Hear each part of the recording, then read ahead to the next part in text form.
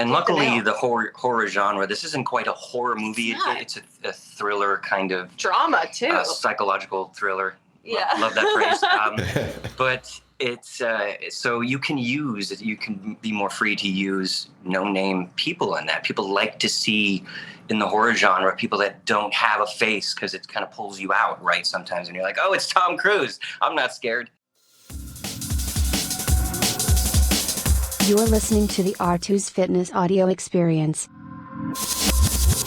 DecayMag podcast, online source for horror, thriller and sci-fi entertainment news. Look at how beautiful this is. Isn't that amazing? Looks like something out of a Norman Rockwell painting. Welcome to the cozy nook. Why is it so quiet around here, Gene? There's a little history on the island, that's all. This is gonna go bad. Jules is different. Where's this taking us, Fred? Where's this taking us, Fred? Where's this taking us? I'd never hurt you. You know that, right? You know what you need to do, Bobby. Whoa, whoa, whoa. How do you know my name? Don't touch me. Bad things. Very bad things. Let's just leave it at that. I guess we both know what you have to do. You know what you need to do, Bobby. Let's go to a different hotel, all right? A different town. How many times I gotta tell you? You can't get off the island. I don't know who you think you were with, but it wasn't her. Something happens, dude. What happens to me? Don't worry. You kids are gonna have a great day. Thank you for joining me for DecayMag podcast. This is our reboot, season 10, episode 1. Joining us is Augie Duke and Michael Reed. We're going to be discussing a slate of topics, including their upcoming film, 6:45. Clarify that, 6:45 a.m. I wish it was PM, but it's not, unfortunately. Before we get into the topics, a little bit about yourselves, origin stories, starting with you, Augie. Okay, I'm an LA native. My family grew up in the business, and I've been acting since I was like a kid, and then actually working in my 20s. So yeah, LA native with a big old family, 4 brothers, 1 sister, and divorced. Classic LA wacky weird family. Michael? I grew up an Army brat. I was the runt of 3 older brothers, and my 2 eldest are also kind of in the music film industry as well. We kind of filled up dozens and dozens of VHS tapes with goofy movies as a kid, and then I studied in school theater a little bit and just kind of jumped into the indie film scene in my 20s, early 20s, and I've been doing it for a while now. Yeah. Thank you for that. How did you guys get on board 6:45? So this is like the classic question, right? Yes. Vincent Cristini, our special effects guy, who's incredible, introduced me to Craig Singer. Craig Singer and I started talking and chatting, and he's like, I got a slate of films. And I was like, oh yeah, send me some films, send me some scripts. And he sent me 6:45, and I was like, oh, this one's really interesting. And he said, do you have an actor, an amazing actor, like lead for this? And I gave him a list of names, and I put my man in the middle because we're a real life couple. And he said, who's Michael Reed? And I was like, are you just saying that because he's my boyfriend? He's like, I didn't know that. I really didn't. I was like, yeah, he's my boyfriend. But he also, I swear to God, is an amazing actor. I wouldn't have put him on the list if he wasn't. So that's how it all kind of, and then I introduced Michael to Craig, and we've been trying to make this movie for the past, 4 years or something. And finally got made. 3 or 4 years. Yeah. And Craig and I got on the phone together and chatted, and we got along great. So I was on board. Great. And why did it take so long? I understand last year. Yeah, a year we want to forget. So, a race last year. Yes. You know, when you're doing an indie film, it's hard to find budget or promising investors, right? Because they fall through. They're not, you never know what you're dealing with, right? So we had possible promising producer investors for, I would say, like, we thought it was a go several times. Several times. We were taken out to dinner. Like, we had discussions with the producers and stuff, and we're like, it's a go. And then Yeah, well, just to be authentically honest, this is how indie filmmaking is. It's hard to do it, and we finally had an amazing group of investors finally come aboard right before the pandemic started. So, and then we wrapped, and then the pandemic happened. Wow, talk about perfect timing. Yeah. I know, Yeah. it's crazy. So And then we were living our own Groundhog's Day during the right pandemic. after, yeah. So it just So, continued on. Yeah, exactly. Great topic right here. As actors in the indie scene, what are the challenges you mentioned right now, the investors? What are the other challenges in getting a part, getting a role? It's also when you're working in the indie world, you're sort of building your own crew constantly. So you're putting together your crew, and you kind of are working with like who's trusted, who do you like working with. So definitely piecing together, okay, I know this great DP that I love working with, and I know the sound guy that we used from the last movie, he's great. And so you're piecing together your own movie. Well, you're also a writer and a producer, Yeah. and he has got his own team too, and they have some things in development. But it's a hard thing. You never know what's going to happen. They always want a name. That's a big part of it, right? Do you have a Absolutely. name connected to the script? Because we can sell your movie that way. Yeah, it's a great script. Do you have who's attached to it? And you're like, So it's just the indie world is amazing and difficult at the same time. Yeah. Yeah. And that's what makes it creative, is you're doing something that you love and enjoy, and those small obstacles like that, it's part of the process. Yeah. 100%. 100%. When they ask for a name, hey, we want to attach this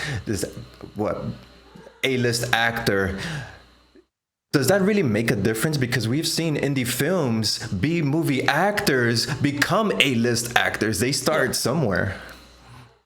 Right.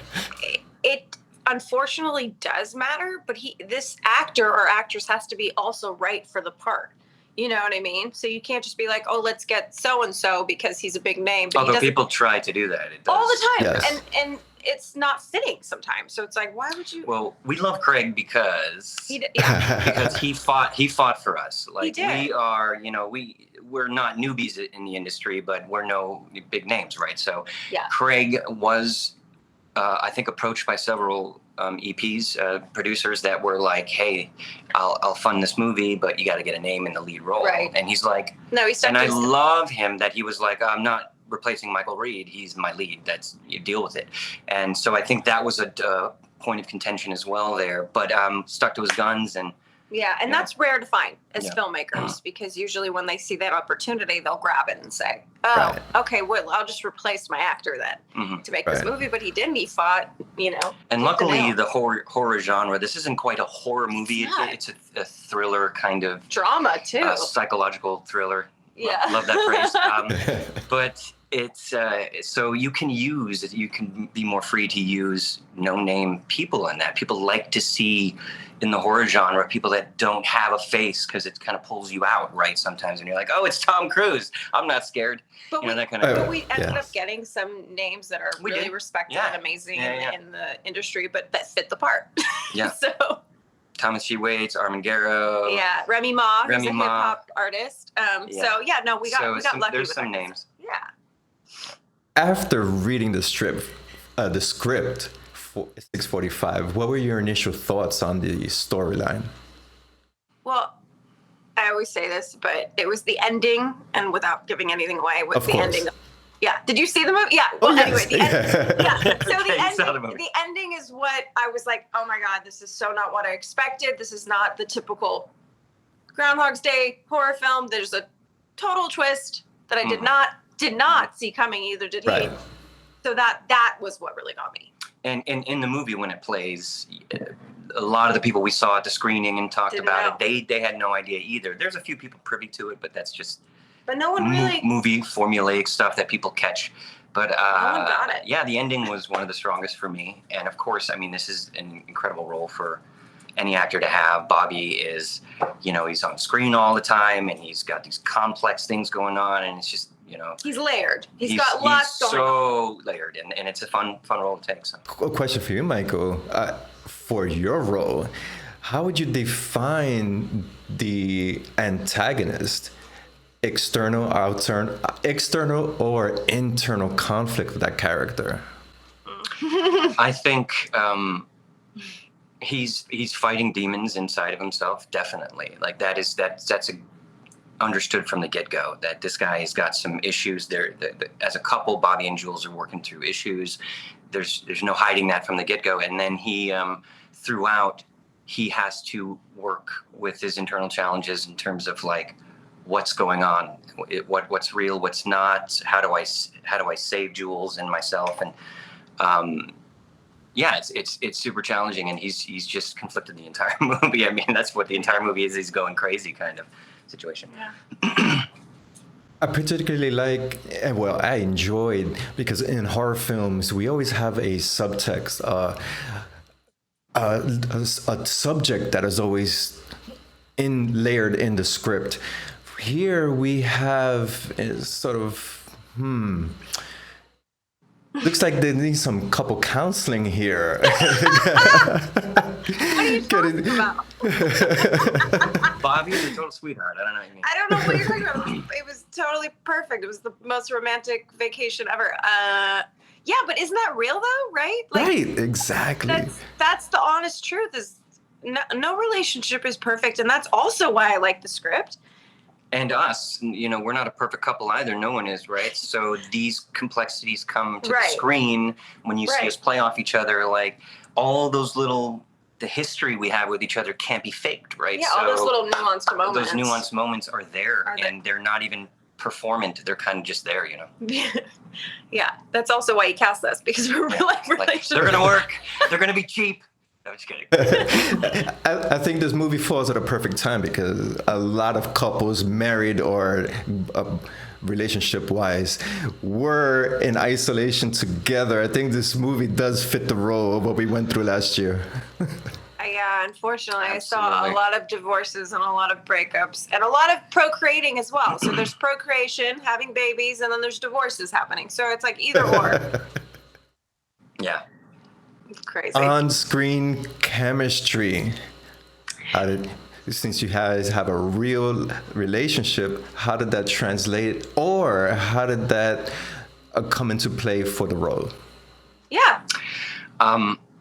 It's pretty amazing to work with somebody that you trust. I think one of the biggest things is trust, right? When you're performing with somebody opposite, there's this huge amount of trust that you have on the other performer to hold each other up, to work with each other, to play with each other. And also not to be uncomfortable in moments that you wouldn't be uncomfortable in real life. So when you have a couple that doesn't have those boundaries or those hard lines, there's so much more play involved and so much more freedom to explore because the trust is there. Yeah, and that was big for Craig too. He's like, I want you guys to be really comfortable with each other, which you obviously are. Mm-hmm. So physical scenes and, the sex scenes and all that, it wasn't two strangers being like, now we're going to have a fake sex scene.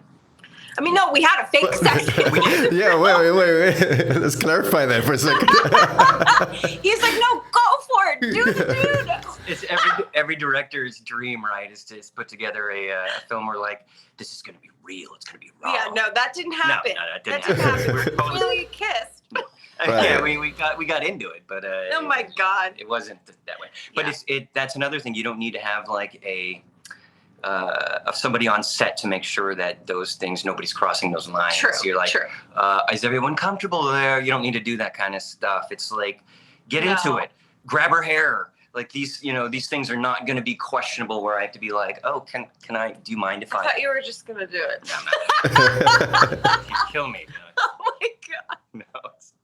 What were the takeaways, the highlight moments, and also some of the pitfalls in making 645?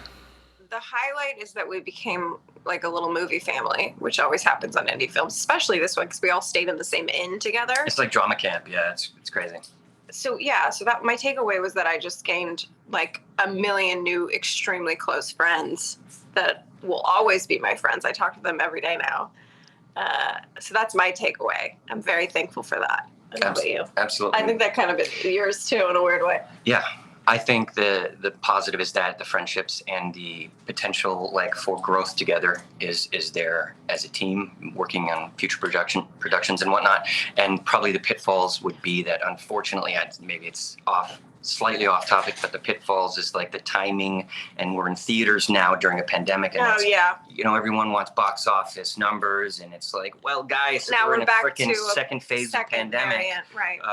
Like good luck, but that's one of the pitfalls too. But I mean, that's I think, and I'm just glad that we did it because we almost didn't do it again because for budgetary reasons and stuff. But I'm glad that we pushed through and got a really good team together and worked through all the other stuff too. That's great. That's great. Thank you. Yeah. For that. From here on in, this project is done. Future projects, you had mentioned that box office numbers are important now, but for the indie scene, we don't have that luxury. How would you guys adapt in your careers moving forward with new projects? Yeah, I mean, we didn't even know this movie would make it as big as it is now. It's becoming like a thing, and it got in Regal, which is so rare for a little indie film, right? Mm-hmm. That's very rare. So I don't know what. I mean, the industry has been evolving ever since Netflix took over, basically, right? The industry is like changing. Well, hardware, cameras are cheaper. People are making stuff on the indie level that are competing with Hollywood, and then you have Netflix coming, which is taking over theaters like space. And so there's this constant evolution as an indie filmmaker, especially if you're not in one of the big 5 companies that are producing. And so you're always fighting and evolving, and it's kind of something you just have to get used to. No, I was going to say, I hope theater never dies because that's so important, right? And people are talking about how it might die and, now it's no longer going to have a theater thing. And I think that's so sad for film. Even if you're an indie film that is just four-walling a theater for just a weekend to show your movie, like we don't want the theater to die. And I don't think it will. I hope not. It definitely will not die. People want to go in that dark space and experience those moments together. Yeah.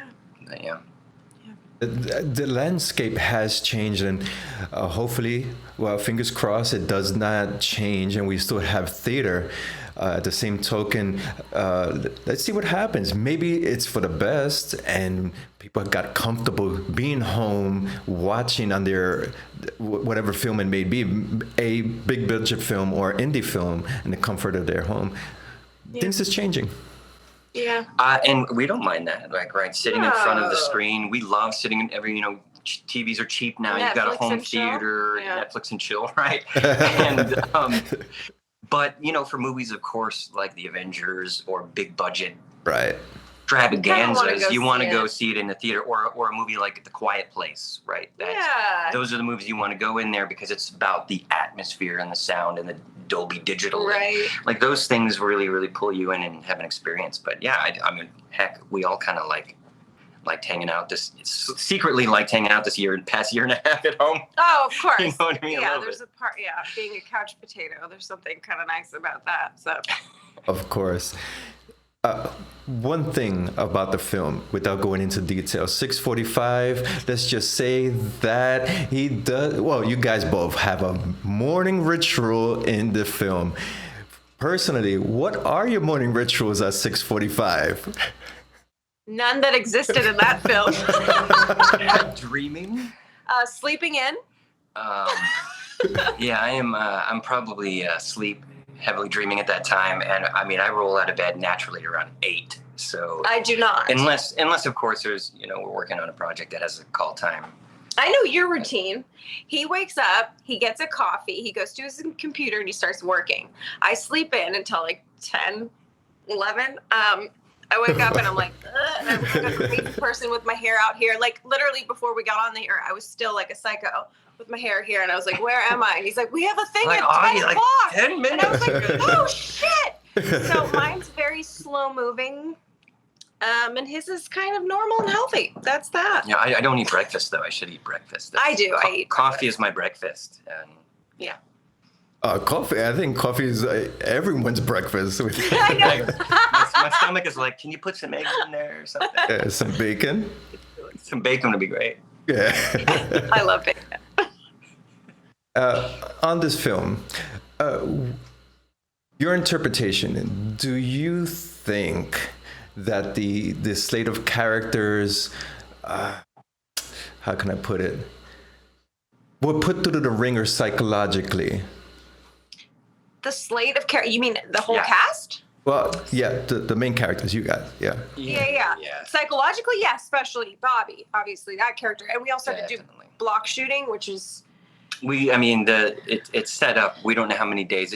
We know the movie's a repeat day movie, right? So it's set up, of course, probably even in the big budget movies, it would be set up the same block shooting. But you set the camera up and you're in the bed. All right, we're shooting the bed scene day 0, day 1, day 5, day 100, whatever, however many setups we have. It's basically you're going through your entire gamut of from calm, romantic to crazy in all this this morning. We're shooting all of this, just so you know.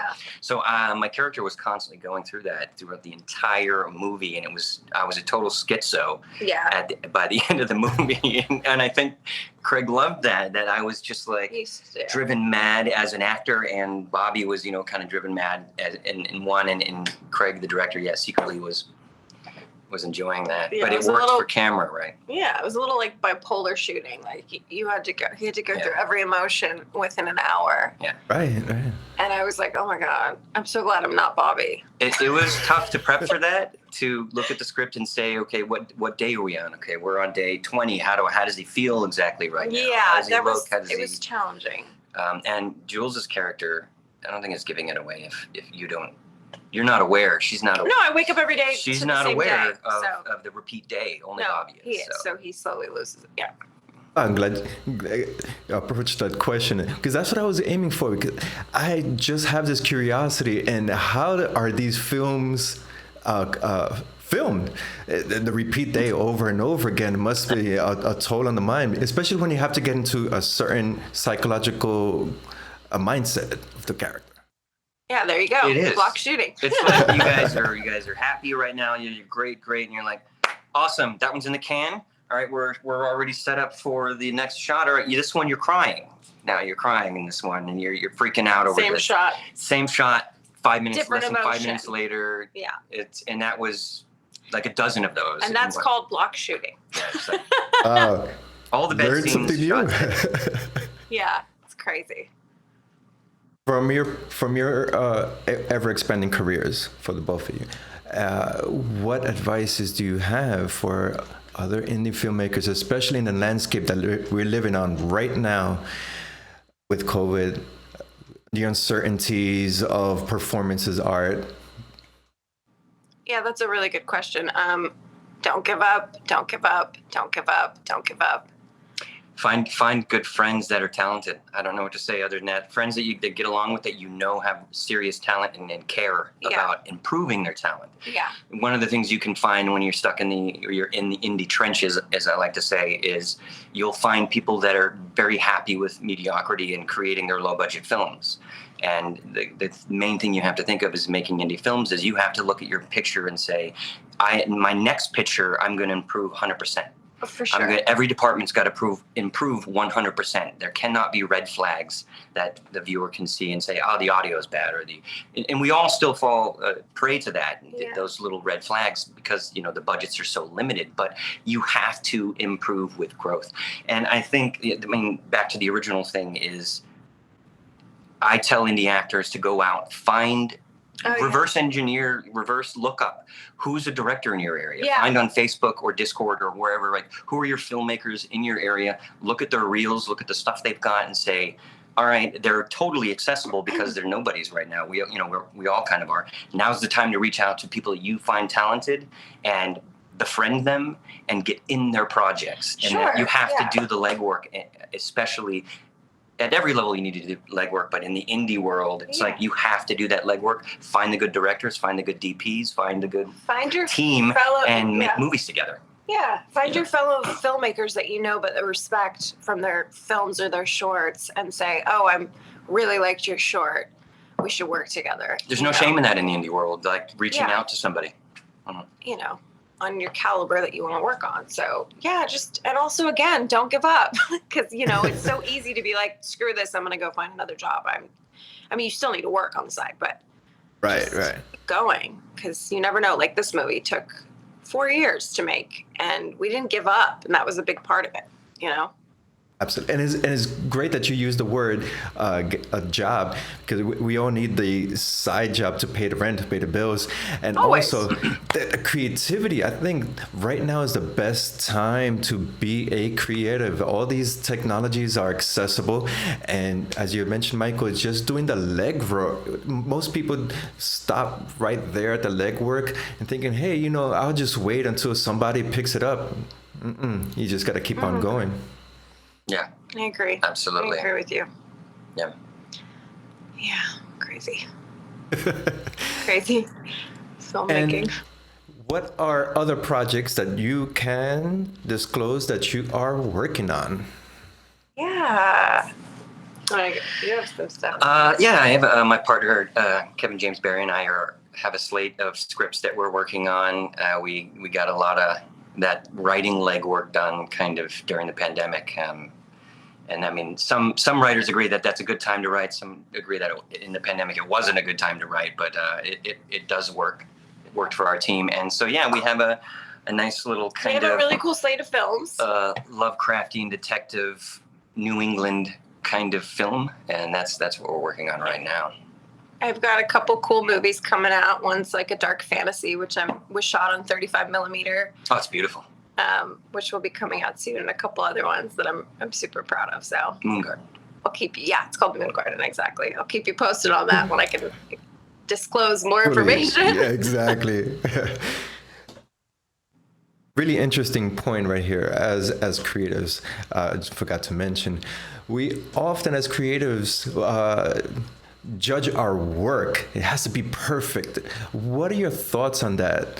Being the perfectionist, we have to have it out there, or just put it out there and not worry about the critique and criticism? You have to be hard on yourself, I think, in the film, especially if you're making a film or you're a director. You have to have the best edit, the best cut in your mind, which is never enough, right? You're never quite happy with it, but I think you have to be critical and hard on yourself a little bit. You know what I mean? Like absolutely. That's important. I think, like I was saying earlier, you really have to tell yourself, this next production, I'm going to improve 100% in all areas until I can compete with a Hollywood movie. Not Avengers, but like, you know, like a Hollywood indie type movie. You know, you can't be like, screw the lighting. You don't want to do half-ass. You want to do it like the pros do it. And what's great is indie film has you have way more freedom to change things on the fly, to improve a shot without having to, you know, like call somebody and say, hey, can I change this? You know, thing. Yeah, you just make it happen. And that's one of the great things that have involved. But in terms of acting, I mean, you're always going to be hard on yourself, right? Right. Like it's never good enough. I mean, that's you as actors. I think you get used to that, and then you just become jaded from getting older and being like, well, okay, you know. I don't think you're ever going to be quite. I mean, some actors maybe are satisfied, but I think as actors, we're always a little hard on ourselves. We just are. Yeah. I don't know. I'm sure Meryl Streep, if she watches her stuff, is like, oh God, why did I do that? No, she's probably like, I'm brilliant. No. Or she's like, oh God, that was brilliant. I don't could know. have done that a million times. Or she does. I don't know. Yeah, no, in performance-wise, definitely. Oh God, You're as an actor always trying to improve and watching your stuff and Sure. saying, and you have to step out. You can't always direct yourself on the fly. That kind of gets in your head too much. But when you watch your stuff afterwards, it's okay to critique yourself. No, I always cringe, but that's just my personal. I'm always like, oh my God, wow, why, you know. It's fine. I'm used to it at this point. Mm-hmm. The power of editing too, it comes into play. That could work in your favor. Yeah, sure. I'm like, come on, editors, make me look good. And I think in the improving arena, you don't want to just release something just because you're excited. You're like, I want that red carpet. Let's release the movie. No, it's like, you never you're in the business for the wrong reasons, right? You want to make sure that you've got a polished rock, you know, or gem, whatever. For sure. And you don't, and even on the trailer thing, you don't want to be like, I'm releasing this trailer right away. It's like, that trailer could use some work. Oh my God. You know, and then you, in like, get somebody good on it and don't release it too quickly. You know what I mean? Yeah. 100%. Seeing that you guys have worked together on this film, you're a real life couple, what advices do you have for other couples that have their business? It doesn't even have to be in performance arts. It could be an entrepreneurial business. What advice do you have for them when they're working together? Oh, yeah. Communication, listening, patience. I mean, the classic words of a relationship that really work. Yeah. But, Absolutely. it's never going to be perfect. It's like you can't, we're not the, the number one relationship. Oh, listen to us. We know what we're talking about. I don't think any relationship knows what they're talking about, but they do their best to keep it going and work on it, It's always challenging, but it's a beautiful thing to create with somebody else. That's a really cool thing too. And I feel lucky that we get to do that together. So, yeah. I would agree with the listening part is one of the bigger things is to definitely don't just hear them, listen to them. You know what I mean? It's really important that plays into the acting together or just the life couple together is it's so important to listen and to put yourself in their shoes. You got to do that. So. Takeaways from 645, the film. What are your takeaways for the closing question? What would you like the audience to hear before watching the film? What are your thoughts on that, on the movie? Oh, I love that question. Well, first and foremost, we hope you like the movie. And I hope you see the message in it, because there's a sort of a strong message there in terms of not only is it a horror, thriller, psychological, this, that, and drama, there's also a message at the end. So I hope the takeaway is that, especially in a relationship situation as well. So. Yeah. I would say, relationships are rocky and you're about to see kind of a rocky relationship. But if this happens to you, run. No, what are you talking about? Run. No. Well, he tried that. It didn't work. Sometimes it doesn't work. We kept waking up the same day, unfortunately. Yeah.